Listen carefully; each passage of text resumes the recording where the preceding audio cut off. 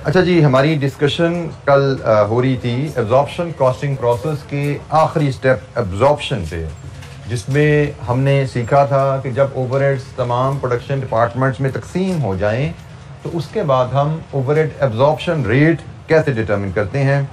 हमने जो बात सीखी थी, मैं अगर क्विकली समराइज करूं, हमने कहा था जी हमारी एब्जॉर्प्शन रेट डिटरमिन करने की बेसिस पर यूनिट भी हो सकती है अगर हम एक प्रोडक्ट बना रहे हैं। अगर हम एक प्रोडक्ट बनाते हैं तो ऑप्शन नंबर 1 हम direct overhead absorption rate per unit बनाएंगे, और अगर हम 2 प्रोडक्ट्स या एक से ज़्यादा प्रोडक्ट बना रहे हैं तो फिर एडवाइजेबल है, वर्केबल है फेयर एलोकेशन और fair absorption of cost ensure करने के लिए कि पहले आप overhead absorption rate per hour बनाइए और सेकंड स्टेप में फिर overhead absorption rate per unit determine कीजिए, which will be hour per unit into overhead absorption rate per hour. ये हमने 2 तरीके सीखे थे overhead absorption rate per unit निकालने के लिए। एक तरीका 1 स्टेप प्रोसेस है, दूसरे तरीके में 2 स्टेप्स में ओवरहेड कॉस्ट पर यूनिट हमें मिलती है। और फिर अगर एक से ज़्यादा डिपार्टमेंट हो तो ये एक्टिविटी हम एक से ज़्यादा डिपार्टमेंट्स के लिए परफॉर्म करते हैं। हर डिपार्टमेंट का अलहदा से ओवरहेड एब्जॉर्प्शन रेट आएगा और हर डिपार्टमेंट की अलहदा से overhead absorption cost per unit आएगी, और cost total cost overhead cost per unit के लिए हम हर डिपार्टमेंट की ओवरहेड कॉस्ट को ऐड कर देते हैं, जैसे कल हमने इलस्ट्रेशन नंबर 13 में देखा था। तो जनाब, कल के लेक्चर से कोई क्वेश्चन, कोई चीज़ समझ नहीं आई तो पूछिए।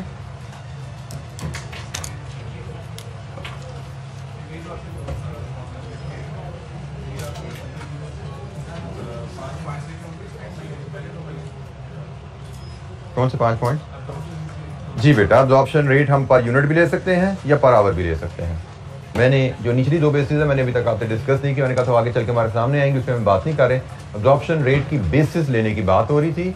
बेसिस पर यूनिट भी हो सकती हैं, बेसिस पर आवर भी हो सकती हैं। अगर हम पर यूनिट तब जब एक प्रोडक्ट बनाते हैं, पर आवर तब जब एक से ज़्यादा प्रोडक्ट्स बना रहे हैं, तो फिर हम overhead absorption rate per our लेंगे पहले, और फिर आवर्स पर यूनिट को मल्टीप्लाई करेंगे overhead absorption rate per our से, तो ओवरहेड कॉस्ट आ जाएगी, जैसा कि हमने इलस्ट्रेशन 13 में देखा था। ये चीज़ हमने इलस्ट्रेशन 12 में देखी थी, per unit overhead absorption rate निकालना, और ये हमने per hour overhead absorption rate निकालना और इससे ओवरहेड कॉस्ट पर यूनिट बनाना, ये इलस्ट्रेशन 13 में डिस्कस किया था हमने। जी, कोई सवाल? अच्छा जी, एक छोटा सा कॉन्सेप्ट और है। अभी हमने जो सीखा कि सारे ओवरहेड्स को डिपार्टमेंट में तकसीम करके फिर हमने डिपार्टमेंटल ओवरहेड एब्जॉर्प्शन रेट निकाले थे। हर डिपार्टमेंट का ओवरहेड एब्जॉर्प्शन रेट अलहदा थे कल। इसके अल्टरनेटिव एक ऑप्शन भी होती है कि आप डिपार्टमेंट में तकसीम ना करें ओवरहेड्स को, आप एक ब्लैंकेट ओवरहेड रेट निकाल लें। ठीक है जी, बजाय के हर डिपार्टमेंट का अलग-अलग ओवरहेड एब्जॉर्प्शन रेट निकालें, आप तमाम फैक्ट्री के ओवरहेड्स को इकट्ठे कीजिए और तमाम फैक्ट्री ओवरहेड को बेस से डिवाइड कर दीजिए। वो बेस आपकी आवर है या यूनिट्स है या बेस आपकी पर आवर है, तो जिस भी बेस को अपने आप से समझते हैं, पूरी फैक्ट्री के ओवरहेड को उस बेस से डिवाइड करके एक सिंगल रेट निकाल लीजिए, और उस तरह से भी आप overhead cost per unit estimate कर सकते हैं। ये एक अल्टरनेटिव मेथड है, ये रिकमेंडेड नहीं है, ये डिपार्टमेंटल ओवरहेड के मुकाबले में थोड़ा सा मैं कहूँगा थोड़ा इंफीरियर मेथड है, लेकिन बहरहाल एक ही ऑप्शन एग्जिस्ट करता है। बाज़ का कुछ ऐसी ऑर्गेनाइजेशन होती हैं जिनके पास सफिशिएंट स्टाफ नहीं है, एलोकेशन अपोर्शनमेंट काम करने के लिए स्टाफ चाहिए होता है, डाटा चाहिए होता है। तो अगर ऑर्गेनाइजेशन के पास स्टाफ और डाटा इस शेप में नहीं है जिसकी मदद से वो एलोकेशन अपोर्शनमेंट री अपोर्शनमेंट कर सकें, तो they may decide to follow single overhead absorption rate. कभी पूरी फैक्ट्री के ओवरहेड इकट्ठे करके उनको डिवाइड कर दो यूनिट्स के साथ या उनको डिवाइड कर दो आवर्स के साथ, और उसके बाद का बात वही है। जैसे हम इलस्ट्रेशन 14 को अगर देखें, ये ब्लैंकेट ओवरहेड की बात है, उसकी एप्लीकेशन है। उसमें हमें जो कहा जा रहा है इलस्ट्रेशन 14 में, वो कह रहे हैं इलस्ट्रेशन 13 का डाटा ही यूज करके ब्लैंकेट ओवरहेड रेट बनाइए और फिर ब्लैंकेट ओवरहेड रेट को लेके overhead cost per unit of E बनाइए।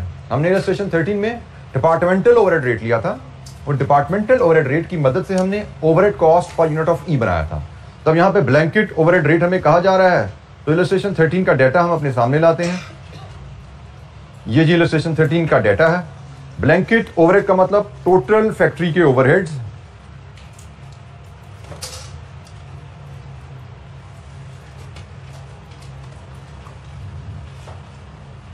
ब्लैंकेट या सिंगल ओवरहेड एब्जॉर्प्शन रेट, और कंपनी की पॉलिसी है पर आवर की, तो वो होगा जी टोटल फैक्ट्री ओवरहेड, डिपार्टमेंटल नहीं, total factory overheads divided with total hours in factory. तो अब हम करेंगे क्या, हम इसमें ओवरहेड्स का भी सम ले लेंगे। जैसे एक डिपार्टमेंट के ओवरहेड से 4 लाख, दूसरे डिपार्टमेंट के ओवरहेड से 6 लाख, दोनों को सम कर लिया। और उसके बाद हमने आवर्स को भी सम करके डिवाइड करना है। तो जो एक डिपार्टमेंट था उसके आवर्स हमने निकाले थे 20,000 और दूसरे के थे 16,000। तो ये है जी सिंगल ओवरहेड एब्जॉर्प्शन रेट निकालना। पूरे फैक्ट्री के ओवरहेड ले लो, फैक्ट्री के पूरे दोनों डिपार्टमेंट के ओवरहेड सम कर लो, दोनों डिपार्टमेंट के आवर सम कर लो। कितना है जी? ₹28 पर आवर ये रेट आ गया। सो सिंगल एब्जॉर्प्शन रेट डिटरमिन करना ये एक अल्टरनेटिव ऑप्शन है, लेकिन जैसे मैंने कहा रिकमेंडेड ऑप्शन नहीं है, अल्टरनेटिव ऑप्शन है। जिन ऑर्गेनाइजेशन के पास रिसोर्सेज नहीं है एलोकेशन, अपॉर्शनमेंट, रीअपॉर्शनमेंट करने के लिए क्वालिफाइड स्टाफ नहीं है, वो इस आसान तरीके की तरफ भी जा सकती हैं। तो ये जनाब हमारी रिक्वायरमेंट नंबर 1 हुई, single absorption rate. Requirement number 2 है ओवरहेड कॉस्ट पर यूनिट। अब overhead cost per unit of E, अब आप देखेंगे ई पे पूरी फैक्ट्री में कितना टाइम लग रहा है, 4 + 1 ऐसे ही है जी। टोटल 5 आवर्स लग रहे हैं ई को फैक्ट्री में बनने पे, और पूरी फैक्ट्री का रेट है ₹28। It is ₹140 per unit. कल हमने डिपार्टमेंटल ओवरहेड रेट से ये कॉस्ट बनाई थी, आज हमने सिंगल ओवरहेड रेट से ये कॉस्ट बनाई। यकीनन आंसर फर्क है क्योंकि दोनों मेथड फर्क है। तो हमें एग्जाम में अगर क्वेश्चन आए वी विल बी टोल्ड किस मेथड से चलिए। ब्लैंकेट ओवरहेड का भी हमें बात का क्वेश्चन आता है जिसमें कहते हैं इसी तरह पहले डिपार्टमेंटल रेट निकालो उससे कॉस्ट बताओ, फिर ब्लैंकेट रेट निकालो उससे कॉस्ट बताओ। एग्जामिनर हमें कहेगा ब्लैंकेट यूज करो तो हम करेंगे, अदरवाइज हमारी प्रेफरेंस होगी overhead cost per unit departmental overhead rate से चलना। जी एनी क्वेश्चन, कोई सवाल? सॉरी, सारे डिपार्टमेंट का डेटा? हाँ जी टोटल कर लिया ना हमने, टोटल कॉस्ट ले ली सारे डिपार्टमेंट के ओवरहेड। मतलब जब हमने सिंगल रेट पे जाना है फिर हमने एलोकेशन, अपॉर्शनमेंट, रीअपॉर्शनमेंट बेटा करनी नहीं। अगर हमें सिंगल रेट को फॉलो कर रहे हैं ना तो हमने सारे फैक्ट्री के ओवरहेड इकट्ठे करके ले लेने। हम एलोकेशन, अपॉर्शनमेंट, रीअपॉर्शनमेंट में क्या कर रहे थे कि फैक्ट्री के ओवरहेड को डिपार्टमेंट से तकसीम कर रहे थे, और वो हम तब करते हैं जब हमें डिपार्टमेंटल रेट पे जाना है। डिपार्टमेंटल रेट को आपने फॉलो नहीं करना, सिंगल रेट को फॉलो करना है तो आपको एलोकेशन, अपॉर्शनमेंट, रीअपॉर्शनमेंट करने की जरूरत नहीं है। आप सिंपली टोटल ओवरहेड फैक्ट्री के उठाइए, उसको पूरी फैक्ट्री में हर डिपार्टमेंट में जितने घंटे काम होने हैं उससे डिवाइड कर दीजिए। जैसे हमने यहाँ पे किया, हमने पहले एलोकेशन, अपॉर्शनमेंट से अलहदा किया हुआ था, हमने इनको इकट्ठा कर दिया। हमें जरूरत नहीं है सिंगल ओवरहेड के लिए इनको अलहदा रखने की जरूरत नहीं है, हमने इनको इकट्ठा लिया है। और अगर ये तो हमें इकट्ठा इसलिए करना पड़ेगा पहले अलहदा हुए हुए थे, अगर पहले अलहदा ही ना हुआ होते तो मतलब हमें इनको अलहदा करने की जरूरत नहीं है, डिपार्टमेंट में तकसीम करने की जरूरत ही नहीं थी। तो सिंगल रेट पर जा रहे हैं तो आपको अपॉर्शनमेंट, एलोकेशन करने की जरूरत नहीं होती। आप टोटल फैक्ट्री के ओवरहेड इकट्ठे करते हैं और सिंपली टोटल फैक्ट्री में डिफरेंट डिपार्टमेंट में जो आवर्स काम होने हैं उनको सम करके डिवाइड कर देते हैं। This is single rate method. जी कोई सवाल? जी सारे फैक्ट्री के ओवरहेड जिसमें प्रोडक्शन और सर्विस डिपार्टमेंट आ गए, पूरी फैक्ट्री के ओवरहेड इकट्ठे किए और प्रोडक्शन डिपार्टमेंट में कितना काम होना है। आवर्स तो प्रोडक्शन डिपार्टमेंट में लगते हैं ना, सर्विस डिपार्टमेंट में काम तो नहीं होता, प्रोडक्शन तो नहीं होती। ये हमारे प्रोडक्शन के आवर्स हैं, लेबर आवर्स हैं या मशीन आवर्स हैं, ठीक है, ये प्रोडक्शन डिपार्टमेंट के आवर्स हैं। लेकिन फैक्ट्री टोटल आपके, अगर मैं चलिए इसको फर्दर एलैबोरेट कर दूं, total hours in factory production departments only, ठीक है। ये ओवरहेड्स फैक्ट्री के हैं लेकिन आवर्स आपने जो लिए हैं वो सिर्फ प्रोडक्शन डिपार्टमेंट के लेते हैं, क्योंकि हम ओवरहेड्स को प्रोडक्शन यूनिट्स पे तकसीम करने जा रहे हैं तो उसके प्रोडक्शन आवर्स लिए जाएंगे। फिर आगे वही बात कि एक यूनिट बनाने को कितने घंटे लगे उसके हिसाब से रेट से मल्टीप्लाई किया तो ओवरहेड कॉस्ट आ गई। जी जनाब, एनी क्वेश्चन, कोई सवाल?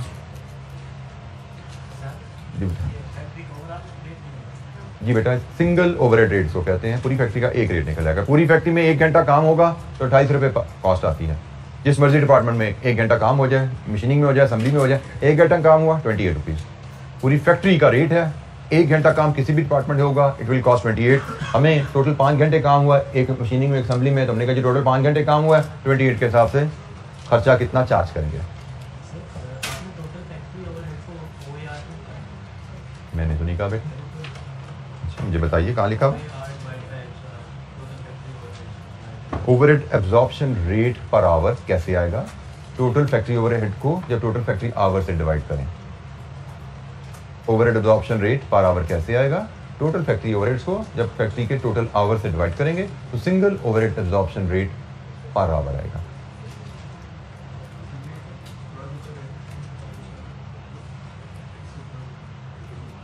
इसके ऊपर क्या देख रहा है भाई?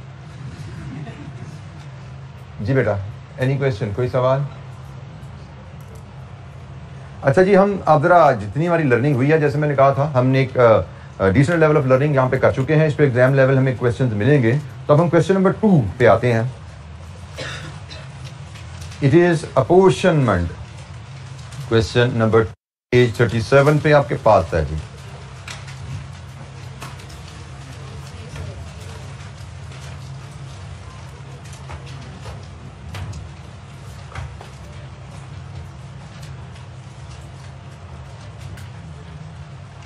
अपोर्शनमेंट, इसकी रिक्वायरमेंट है जी, calculate the overhead cost of for each production department, calculate an overhead absorption rate for the period for each department, overhead absorption rate for each department, assuming that a separate direct labor hour absorption rate is used.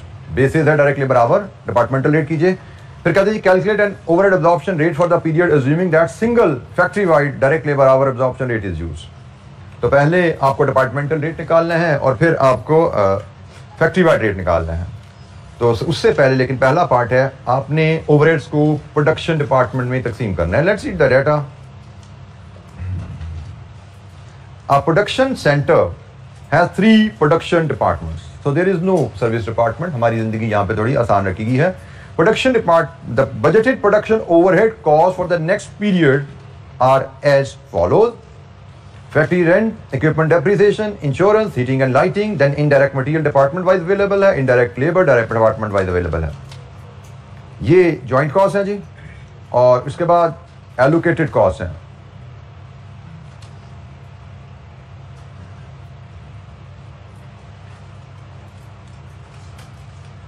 Insurance cost relate mainly to health and safety insurance and will be apportioned on the basis of number of employees. Insurance cost की basis ने बता दी in each department. Heating and lighting cost will be apportioned on the basis of volume.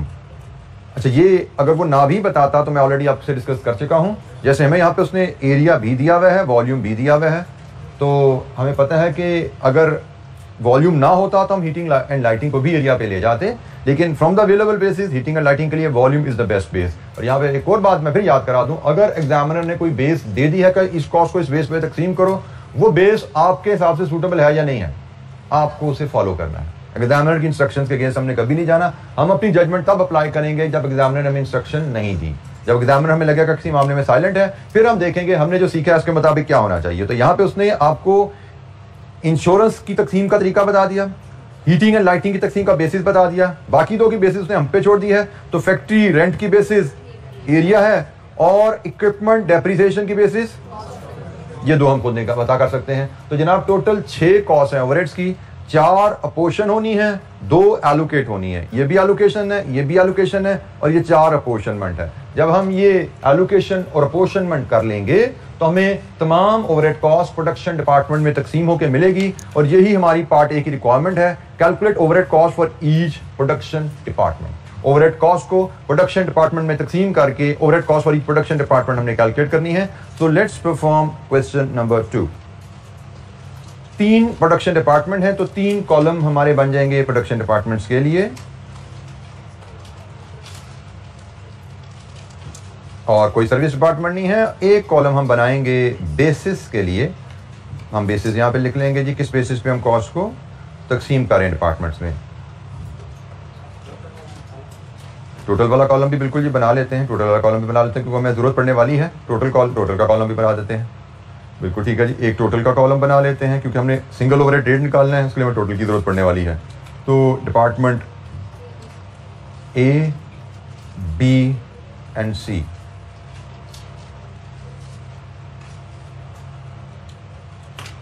अच्छा ये हमारे पास मैं जो cost मेरे लिए आसानी से तकसीम करना है, मैं पहले उनको ले लेता हूँ। मेरी एक आदत होती है एग्जाम में, जो आपको भी मैं चाहूँगा अडॉप्ट कीजिए। एग्जाम में डिफरेंट क्वेश्चंस आते हैं, हमेशा हम क्वेश्चंस आसान क्वेश्चन से चूज करके वहाँ से काम करना शुरू करेंगे। हमें जो पहले 15 मिनट मिलते हैं रीडिंग टाइम, उन 15 मिनट में सिर्फ एक काम आपने करना होता है, पूरा पेपर पढ़ना बेवकूफ़ी है 15 मिनट में, ठीक है। पूरा पेपर पढ़ने की कोशिश करना बेवकूफ़ी है। पहले 15 मिनट में आपका काम है क्वेश्चन पेपर को स्किम करना। जैसे पेपर मिला उसको स्किम किया, और सबसे छोटा सबसे आसान सवाल जो आपको लगे रिक्वायरमेंट पढ़ के, 5-7 नंबर का छोटा सा टॉपिक भी आपकी मर्जी का, तो पहले काम आपका है भाई जो सवाल मुझे नजर आए सबसे आसान उसको आइडेंटिफाई किया जाए और उसको पढ़ के 1-2 दफा दिन में उसका सोल्यूशन बना लिया जाए। अब आपके तो छोटे छोटे सवाल भी 6 नंबर के सवाल भी हो सकते हैं, आते हैं, तो आप हो सकता है 10 मिनट में एक सवाल का दिमाग में सोल्यूशन करके फाइनल हो जाओ, भाई ये सवाल रिक्वायरमेंट ये डाटा 2 दफा पढ़ लिया, ये इस तरह करना है मैंने भाई, बट लिखना भी अलाउड नहीं होता। May be you can identify second question जो आप करना चाहो, वो भी सबसे छोटा और आसान होने की कोशिश होनी चाहिए कि भाई नेक्स्ट जो आसान सवाल है वो कौन सा है। तो पेपर में हमेशा आसान सवालों से मुश्किल सवालों की तरफ जाते हैं। जो सवाल लेंथी है, जो मुश्किल है, उसको छोड़ते जाए, बाद में देखेंगे, इसको बाद में स्कोर करेंगे, क्योंकि हमें तो भाई 50 मार्क्स चाहिए। हम छोटे सवालों से 5-5 करके 8-8 करके नंबर शुरू कर दें या सीधा 12 नंबर 14 नंबर के सवाल पे हाथ डालें। मुझे लगता है 12-14 के नंबर पे हाथ डालेंगे तो वो मुश्किल होता है, specially in the beginning initial times, क्योंकि इनिशियल टाइम में यू विल ऑल एग्री कि एग्जाम में आप जितने मर्जी वेल प्रिपेयर्ड होते हैं, पहले 10-15 मिनट में हर बच्चा नर्वस होता है कि पता नहीं पेपर कैसा आने वाला है, पता नहीं मुझसे होगा या नहीं होगा। तो उस नर्वसनेस में इवन जो बच्चे सर्टिफिकेट मेरिट लेते हैं उनसे भी पूछोगे तो 10 मिनट पहले उनके भी नर्वस से गुजरते हैं। असल तो गेम ही वही होती है कि उन 5-10 मिनट में अपने आप को कौन कंपोज रख के हौसले से खड़ा रहता है और फिर आगे दौड़ लगाता है। कुछ बच्चे होते हैं 5-10 मिनट में ही हार जाते हैं, यार ये तो बड़ा मुश्किल पेपर है, ये तो मुझसे नहीं हो सकता, मैंने तो ये भी नहीं पढ़ा, ये भी नहीं पढ़ा। अब 2 सवाल नहीं पढ़े तो समझते हैं पास नहीं कर सकता भाई, और भाई 2 सवाल 15 नंबर 18 नंबर के हैं, 2 सवाल नहीं आते इसका मतलब है 82 अभी भी आते हैं, 82 मार्क्स अभी भी आते हैं, उन पे तवज्जो करो। तो 82 तो बहुत ज्यादा होते हैं, बच्चे तो 60-65 का नंबर करके पेपर पास हुए हैं। वर्स्ट के सिनेरियो में ऐसा भी हो जाता है। तो हिम्मत नहीं हारनी होती पेपर में कभी भी। पेपर आपको नहीं आता उसकी टेंशन लेनी नहीं है, टेंशन लेनी है जो आता है वो करके आए भाई, जितना आता है वो करके आए। तो अगर एक एवरेजली प्रिपेयर्ड बच्चा जितना आता है वो कर रहा है तो आराम से 55-60-65 नंबर ले लेता है। अच्छा बच्चा जो करके आया वो तो 70-75-80 पे चला जाता है कास्ट मैनेजमेंट काउंटिंग में, लेकिन एवरेज बच्चा भी 55-60 नंबर आसानी से लेकर, प्रोवाइडेड जो आता है वो करके आए। फंसता वही है, मैं फिर बोल रहा हूं कि जो नहीं आता उसकी टेंशन लेते हैं और जो आता है उसकी तरफ तवज्जो नहीं देते, वो बच्चा फंसता है, वो बच्चा पेपर पास नहीं कर पाता। ठीक है, तो ये आपने एक पॉजिटिव एटीट्यूड रखना है कि एग्जाम में आगे हैं, जो नहीं आता उसकी टेंशन ही नहीं लेनी, जो आता है उसकी हमें फिक्र है, हम वो बस कर पाए तो हम पास हैं इंशाअल्लाह। तो हम सबसे आसान क्वेश्चन से शुरू करते हैं, सबसे मुश्किल लेंथी क्वेश्चन हम एंड पे डालते हैं। और इसमें भी मैं जब एक सवाल करता हूं तो मुझे जो इजी वर्किंग है ना, मैं पहले उनको करना चाहता हूं। जैसे मुझे इंडायरेक्ट मटेरियल पे कोई काम ही नहीं करना, तो मैं सबसे पहले इसको क्यों ना लिख दूं, और मुझे हर कॉस्ट को डिपार्टमेंट में तकसीम करने के नंबर मिलने हैं। इसका टोटल कितना जी, 23,000 इसका टोटल है। इसकी बेसिस है जी, ये तो एलोकेटेड है, हमें गिवन है 7,000, 6,600, 9,400। फिर इनडायरेक्ट लेबर है जी, ये भी एलोकेटेड है, मैं इसको करूंगा। इसके बाद ये है जी 87,000 और ये भी एलोकेटेड कॉस्ट है 40,000, 27,000, 20,000। अब इसकी मैं एक वजह आपको बता दूं क्या है। पहली बात, नंबर स्कोर हो गए। अब 6 या 8 नंबर का सवाल था, 2 कॉस्ट लिखी, 2 नंबर मेरे आ गए। मैंने कोई बहुत ज्यादा वर्किंग मुझे करनी नहीं पड़ी, 2 नंबर हो चुके हैं मेरे। अब मैं 1 बाय 1 कॉस्ट को पकड़ता जाऊंगा, बेसिस के हिसाब से तकसीम करता जाऊंगा। नॉर्मली हम आसान वर्किंग को पहले क्यों करना चाहिए हमें, इफ हमारे फॉर्मेट परमिट्स। स्कोर इजी होते हैं, स्कोर करके आपको थोड़ा सा मोरल थोड़ा बूस्टर मिलता है कि भाई मेरा जो शीट है वो प्रॉपरली उसमें रंग भरने शुरू हो गए हैं और स्कोरिंग रंग भरे जा रहे हैं। दूसरी बात, बात का आप शुरू करते हो वर्किंग, पहली वर्किंग की मुश्किल आ जाती है। आल्दो इससे मैंने आपको समझाया हुआ है कि वर्किंग मुश्किल आ जाए, आपको समझ नहीं आ रही तो उस पर टाइम नहीं लगाना। आपने समझ नहीं आ रही, फॉर एग्जांपल मैं अगर पहले नंबर पे ले लेता रेंट, फैक्ट्री रेंट, अगली रेंट है ना, तो वैसे तो ये कोई मुश्किल वर्किंग नहीं है, लेकिन मैं सिर्फ एग्जाम के पॉइंट ऑफ व्यू से आपसे बात कर रहा हूँ कि some student may find it impossible कि मैं रेंट को कैसे तकसीम करूँ, रेंट को कैसे तकसीम करूं। इस पे टकरे मार के 5, 7, 8, 10 मिनट जाया करते हैं, फिर उनको लगता है यार स्ट्रेस में बड़ा टाइम लगा दिया, रेंट ही नहीं हो रहा, तो सवाल तो हो ही नहीं सकता, छोड़ो पड़े अगले सवाल पे चलो, विदाउट रियलाइजिंग कि भाई रेंट के नीचे और बड़ी चीजें जो हो सकती हैं। रेंट के तो भाई 1 नंबर 2 नंबर, इससे ज्यादा नहीं है। तो अगर आपको रेंट तकसीम नहीं करना आ रहा तो 2 नंबर की टेंशन है। और हमारे पास एग्जाम में 50 नंबर का क्वेश्चन होता है, तो 2 नंबर लूज हुए कोई बात नहीं, 48 का क्वेश्चन अभी भी है, हम फेल नहीं खुदा ना खास्ता होगा 2 नंबर लूज होने से, कीप ऑन मूविंग फॉरवर्ड। तो मैंने आपको जो कहा कि अगर आप इस अप्रोच से चलते रहोगे एग्जाम में कि भाई नंबर अगर हमें लूज हो रहे हैं किसी वर्किंग के ना आने की वजह से, तो वरिंग बात नहीं है ये, क्योंकि हमारे पास इतना क्वेश्चन होता है गलतियों का कि आप बड़े आराम से पास हो जाते हो। मतलब 50 मार्क्स लूज करके भी आप पास हो जाते हो। 50 नंबर की गलतियां कर दो फिर भी पास हो आप, प्रोवाइडेड आप 100 नंबर का पर्चा तो पूरा करो। तो चैलेंज है 100 नंबर का पर्चा पूरा करना। जो नहीं आता उसको अजम्पशन लो, फिगर अज्यूम करके लिख दो, पर्चा पूरा कर दो, ताकि 50 नंबर कट भी जाए तो आप पास हो, और वो तभी पॉसिबल है जब 100 का पूरा करोगे। तो बहरहाल हम फैक्ट्री रेंट पे हमने बेसिस में के हमने बेस आइडेंटिफाई की एरिया, और वो है मीटर स्क्वायर। तो इसके लिए हम वर्किंग 1 बना लेते हैं जी। वर्किंग 1 जैसे हमने सीखा था, हम पहले रेंट पर स्क्वायर मीटर निकाल लेते हैं, which is total area, total rent 60,000 divide with total area 1200, it is ₹50 per square metre. अब हम हर department wise A B C का एरिया पकड़ेंगे। डिपार्टमेंट ए का एरिया 300 इंटू 50 15,000, डिपार्टमेंट बी का area 400 into 50 it is 20,000, department C का area 500 into 50 it is 25,000। ये जी हमने रेंट को 60,000 का रेंट था, उसको तीनों डिपार्टमेंट में तकसीम कर दिया। ये हमारी वर्किंग 1 है। सो इसको हम वर्किंग 1 से ये वैल्यूज़ डिपार्टमेंट ए का रेंट, बी का रेंट, सी का रेंट, टोटल 60,000 रेंट हमने तकसीम किया है।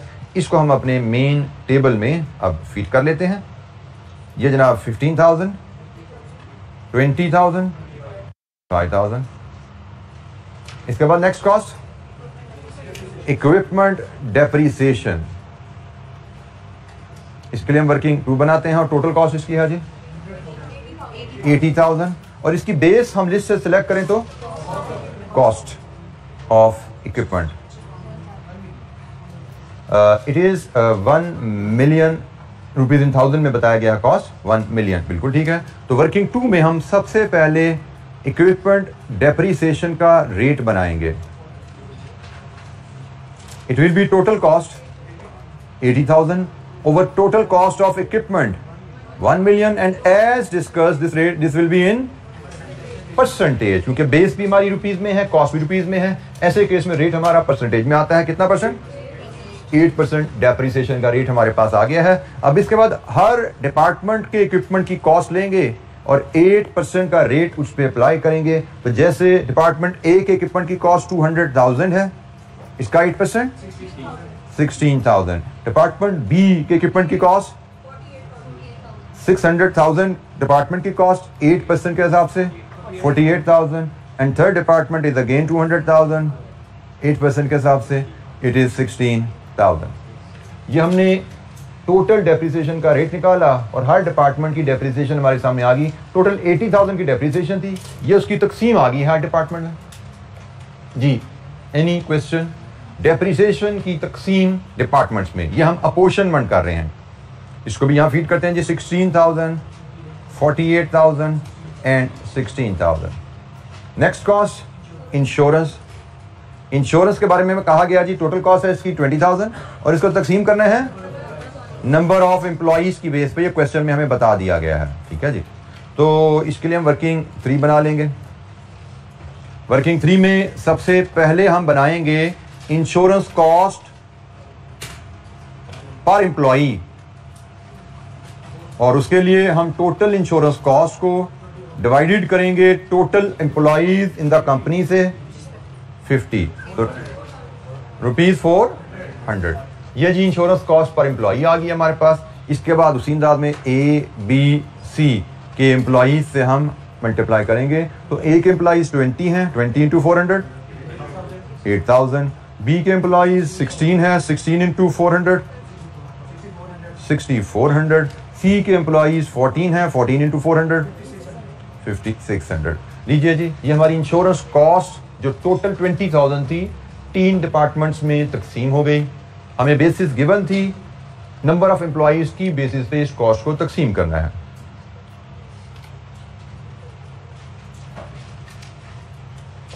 $8,000, 6,400, 5,600। Last cost heating and lighting. हमें इसकी बेस भी क्वेश्चन में गिवन है। टोटल कॉस्ट इसकी 18,000 है और बेस हमें गिवन है वॉल्यूम, और volume here is measured by cubic metre. Cubic metre से वॉल्यूम मेजर किया जाता है। तो हमें वॉल्यूम के लिए जो डाटा गिवन है, हम पहले उसका रेट निकालते हैं। वर्किंग नंबर 4, वर्किंग 4 हम पहले रेट निकालेंगे इसका। हीटिंग एंड लाइटिंग पर metre cube, it will be total cost 18,000 divide with total volume 18,000 metre cube. Rate आया जी ₹1। और हमने जैसे बात की थी, अब हमें इस पे आगे वर्किंग ले जाने की जरूरत नहीं है। जितने क्यूबिक मीटर उतने रुपए खर्चा। हम इसके बाद सीधा ऊपर शेड्यूल पे आते हैं। तो 8,000, 6,000, 4,000। लीजिए जी, ये हमारी तकसीम पूरी होगी। सारे खर्चे हमने डिपार्टमेंट में तकसीम कर दिए हैं। ये हमारा पार्ट ए इधर कंप्लीट हुआ। बताइए जनाब टोटल ए 94,114 और इसका टोटल भी बता दीजिए 288,000। जी एनी क्वेश्चन? किसी कॉस्ट की तकसीम पे आपको की दिक्कत? हमने एलोकेशन एंड अपोर्शनमेंट को यहां पे देखा। रीअपोर्शनमेंट इस क्वेश्चन में नहीं है क्योंकि there are no service departments involve.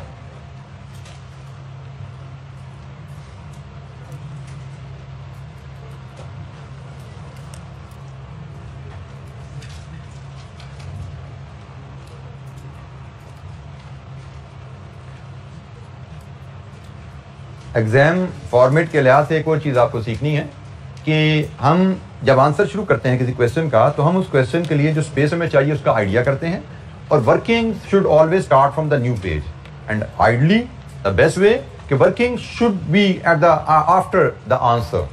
अब आंसर की स्पेस जैसे यहाँ पे हम इसको देखते हैं तो हमें शायद पूरा एक पेज, पहला पेज हमें आंसर के लिए छोड़ देना चाहिए। एक पेज काफी होता है जिस तरह इसके आंसर के लिए।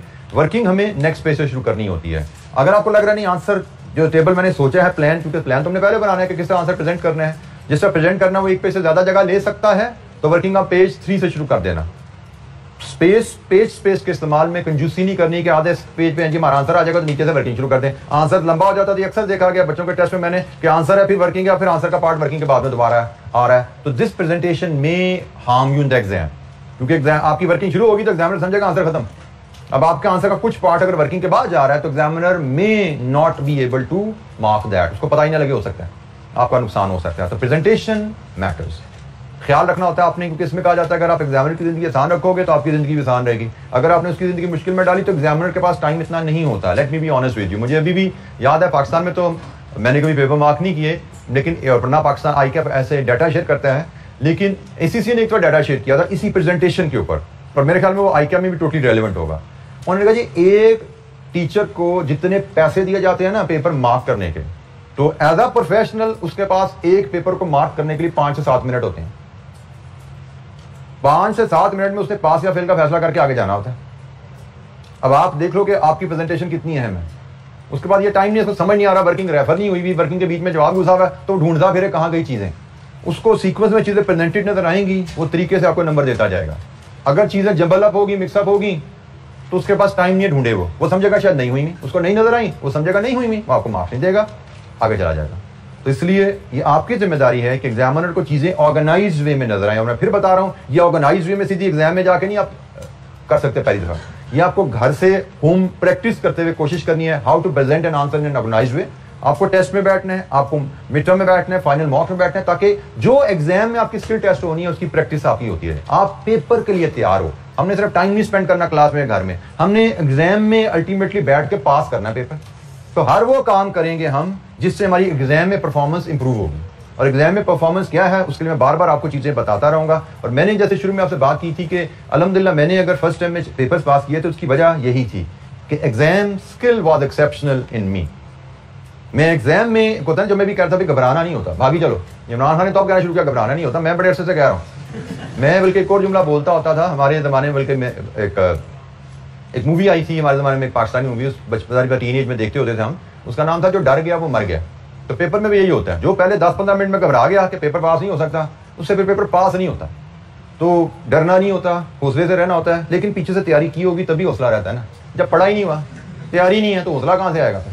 ठीक है, लोगों का तो मैं कह रहा हूँ तैयारी के बावजूद हौसला लूज हो जाता है। तो तैयारी होगी फिर इंशाअल्लाह हौसला भी आप रखने की पोजीशन में आओगे, सीख पाओगे कि भाई तैयारी के साथ कैसे अपने आप को वहां पे कंपोज्ड रखना है। And this is the key. जितनी मर्जी अच्छी तैयारी है, मैंने पहले आपको कहा था कितने ही स्टूडेंट ऐसे हैं जो फेल हो जाते हैं, जिन्होंने कई बच्चों को उसी टाइम में पढ़ाया होता है और वो बच्चे पढ़ने वाले पास हो जाते हैं, लेकिन पढ़ाने वाला फेल हुआ था। क्यों? 3 घंटे 15 मिनट सही नहीं गुजारे। Exam performance that matters a lot. तो उसके बाद साथ साथ क्लासेस में चलती रहेगी और उसको आपने इक्वली इंपॉर्टेंस से सुनना है और याद रखना है। बल्कि मैं तो बात कर ये कहता हूं कि एग्जाम टेक्निक्स पे जो बात की जाए वो ज्यादा इंपॉर्टेंट है। टॉपिक्स आपसे मिस भी हो जाए ना, किताब पढ़ोगे, नोट्स पढ़ोगे, साथी से पूछोगे, समझ आ जाएगी। लेकिन जो मैं एग्जाम टेक्निक्स पे बात करता हूं, इनके ये डूज हैं, ये डोंट्स हैं, वो कहीं लिखे आपको कम ही नजर आएंगे। वो रिवाइज आपके नहीं हो पाएंगे। वो खुद आपको सिस्टम बनाना है कि मैं इन चीजों को कैप्चर करूं और इन हैबिट्स को अपनी प्रैक्टिस में लाऊं और अपनाऊं। ठीक है, ये आपने खुद अपने डेवलप करना है अपने आप को। अच्छा, we are done with part A. Now part B की बात करते हैं। पार्ट बी में वो कह रही है calculate an overhead absorption rate for the department for each department assuming separate direct labour our absorption rate is used. तो जनाब हमें लेबर आवर बेसिस पे एब्जॉर्प्शन रेट बनाना है, तो उसका तरीका होता है, हमारे पास टोटल डिपार्टमेंटल ओवरहेड्स आ चुके हैं। अगर मैं इसी की कंटिन्यूएशन में यहीं पे पार्ट बी करूं, और पार्ट बी करने के लिए मैं यहां पे डायरेक्ट लेबर आवर्स ले आऊं हर डिपार्टमेंट के,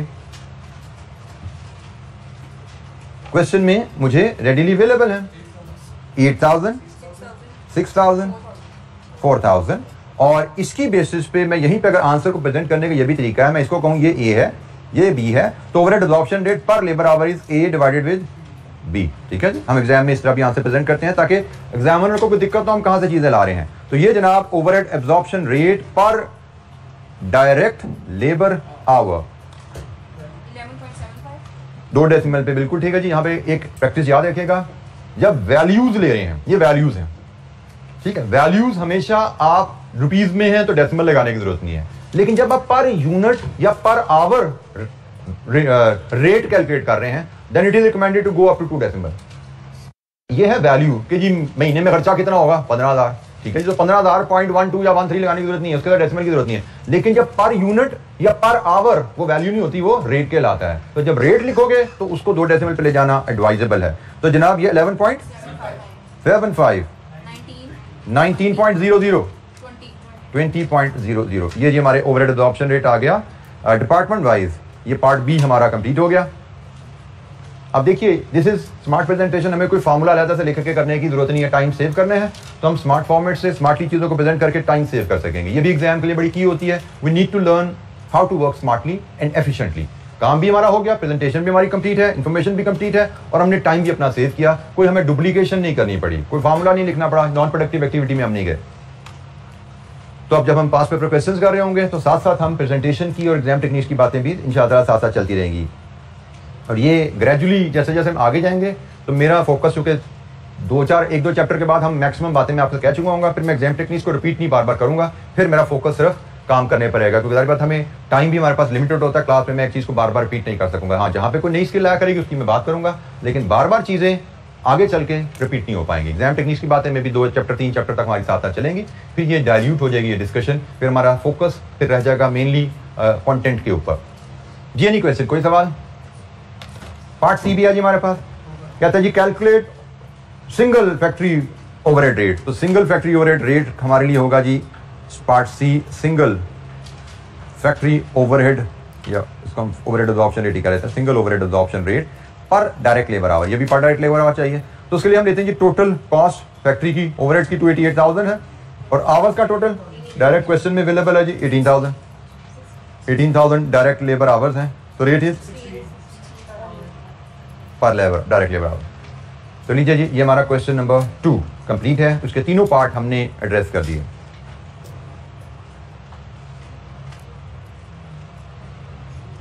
जी, किसी एरिया पे कोई क्वेरी आपकी, कोई इशू? बेटा सिंगल ओवरहेड एब्जॉर्प्शन रेट है, पूरी फैक्ट्री का एक रेट निकालना है और बेसिस उसकी भी लेबर आवर है। तो पूरी फैक्ट्री के ओवरहेड लिए, जैसे चैप्टर के शुरू में मैंने आपसे आज के लेक्चर में शुरू में बात की थी, सिंगल ओवरहेड रेट कैसे निकालते हैं। पूरे फैक्ट्री के ओवरहेड लेने, डिपार्टमेंटल तकसीम की हमें जरूरत नहीं है।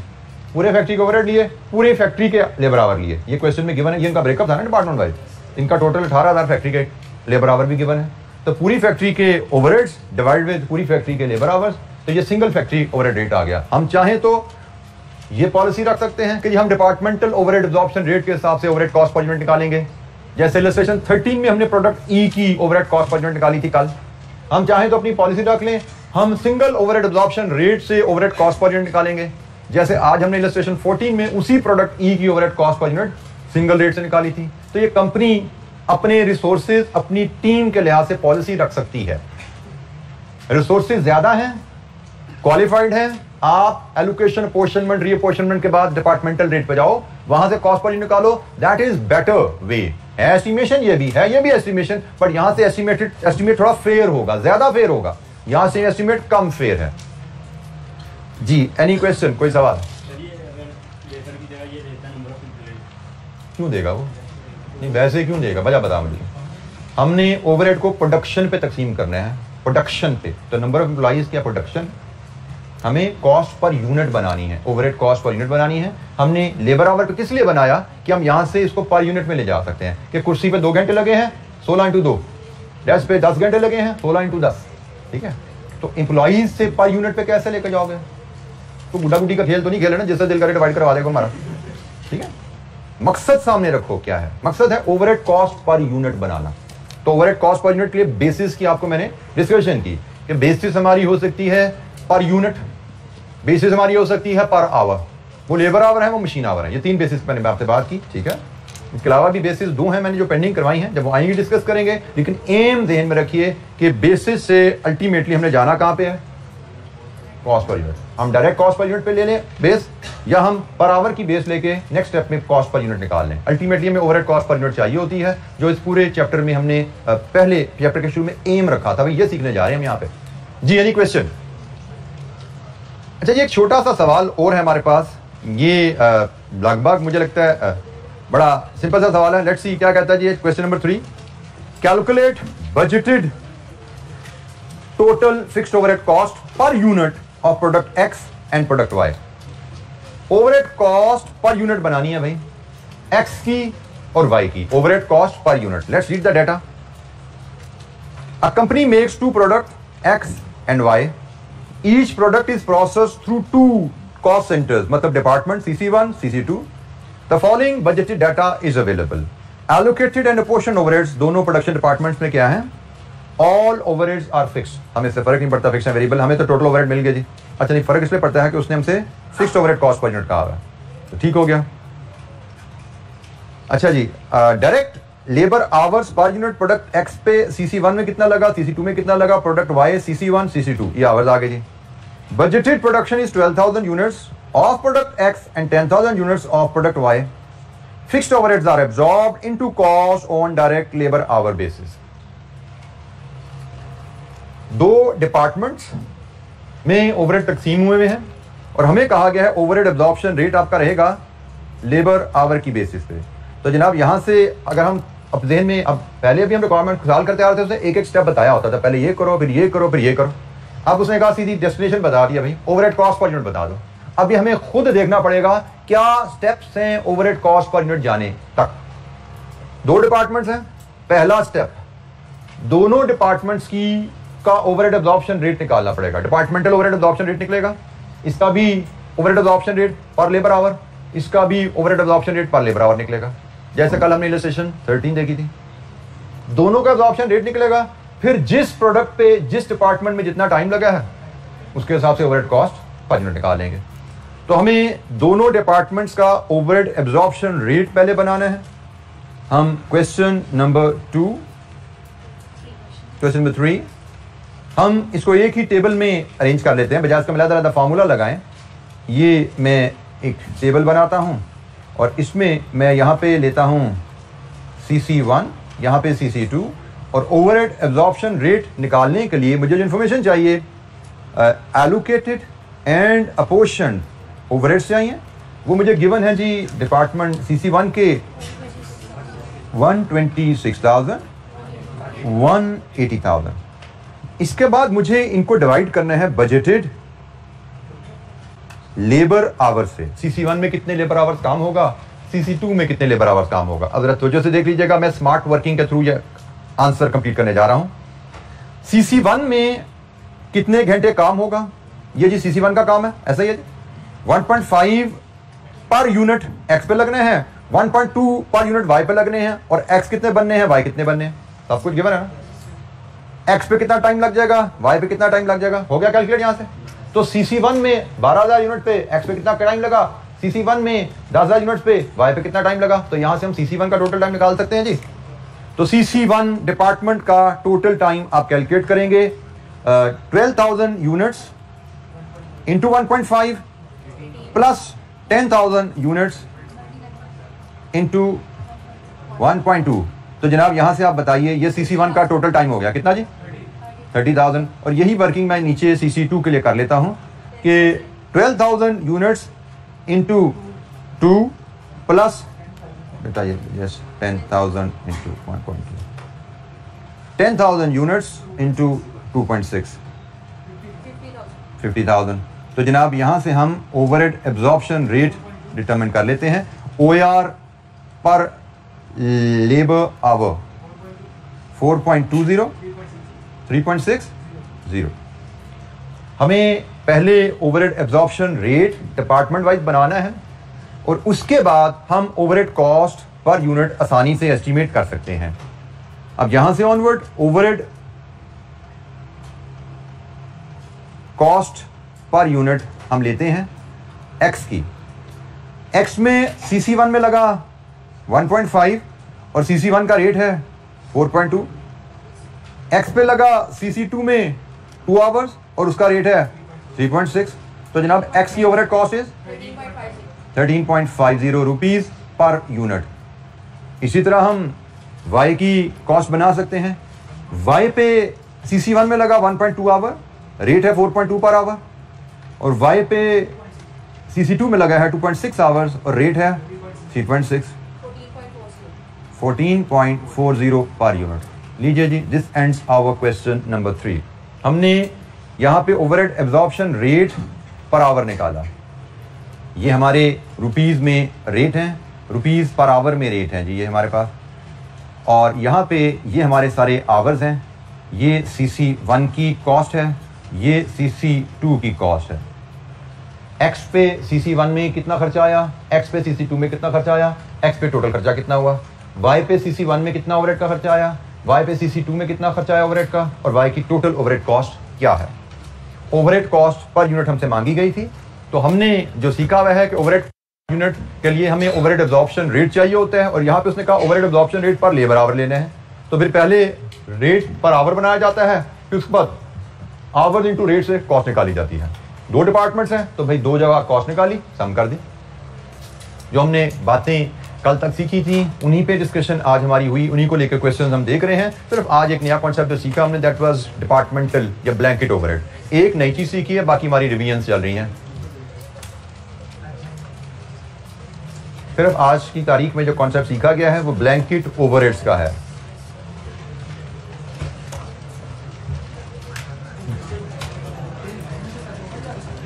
जी साथी के आपका सवाल है जी हमारा टेस्ट किस लेवल तक रहेगा। तो हमारा जो टेस्ट होगा, जो आज तक हमने जो पोर्शन पढ़ा है ना, मे भी इसी पोर्शन की मंडे को एक आध क्वेश्चन और भी कर लेंगे, यहीं तक रखेंगे हम, ठीक है। टेस्ट का सिलेबस हमारा ये एब्जॉर्प्शन प्रोसेस तक रहेगा। इसके आगे जो हमने एडिशनल नॉलेज मंडे से पढ़ना शुरू करेंगे वो हमारे टेस्ट के सिलेबस में नहीं रहेगा। और ये ख्याल रखिएगा, पहला टेस्ट हमारे 2 चैप्टर से आने वाला है। चैप्टर 1 भी हमने पढ़ा कॉस्ट क्लासिफिकेशन बिहेवियर के ऊपर, और ये ओवरहेड का चैप्टर भी आप समझिए जहां तक हमने पढ़ा है इधर तक एब्जॉर्प्शन प्रोसेस तक। इसके आगे अभी हमने पढ़ना है, वो मंडे से इंशाल्लाह शुरू करेंगे। एनी क्वेश्चन जी? टेस्ट थर्सडे को जी, every Thursday we will have our test. अगर मैं गलती नहीं करता थर्सडे हमारा शायद CMA का एग्जाम डे भी है, सही है?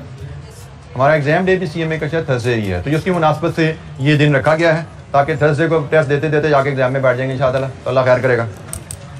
अच्छा जी, आज के लिए इतना ही। Thank you very much. Monday को इंशाअल्लाह मुलाकात होगी। अस्सलाम वालेकुम।